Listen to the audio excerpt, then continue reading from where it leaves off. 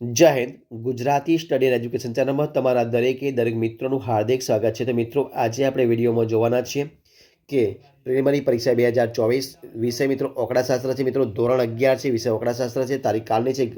કુલ 50નું paper છે. તો મિત્રો અલગ ધોરણ 9થી મિત્રો જે 12ની પરીક્ષા ચાલી રહી છે એની અંદર 9થી 12ની પરીક્ષાની અંદર અલગ અલગ જિલ્લાઓની અંદર અલગ અલગ તારીખે અલગ અલગ વિષયના પેપર લેવાઈ રહ્યા છે. તો મિત્રો તમારી સમક્ષ આજે આપણે ધોરણ 11નું વિષય આંકડાશાસ્ત્ર પેપર મૂકવાનો પ્રયત્ન કરીએ છીએ, કારણ કે જે જિલ્લાઓની અંદર આ પેપર બાકી હોય એમને મદદ થઈ શકે, ફક્ત અને ફક્ત પેપર મૂકીએ છીએ. તો જે મિત્રો વિભાગ એ તમારી સમક્ષ આપ્યો છે. તો મિત્રો જે તમારી મિત્રો જે આપણે પેપર મૂકીએ છીએ તો 1 થી 4 મિત્રો જે પ્રશ્નો છે એને તમે સ્ક્રીનશોટ લેતા રહેજો, બરોબર છે. ત્યારબાદ મિત્રો 5 થી જે 7 પ્રશ્નો છે એનો પણ તમે સ્ક્રીનશોટ લઈ શકો છો, બરોબર છે. ત્યારબાદ 8 થી મિત્રો જે 10 પ્રશ્નો છે એનો તમે સ્ક્રીનશોટ લઈ શકો છો.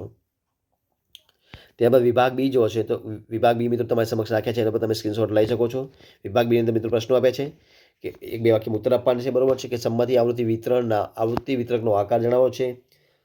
ક્રમચક્ર અને ક્રમચય અને સંચયનો મુખ્ય તફાવત જણાવો છે. કઈ તપાસમાં વધુ ભૂલો થાય છે અને વિધેયની વ્યાખ્યા આપવાની છે. વિભાગ સી મિત્રો આપ્યો છે. તો વિભાગ સીની અંદર તમારી સમક્ષ જે આપ્યો છે તો તમે સ્ક્રીનશોટ લઈ લેજો, બરોબર છે.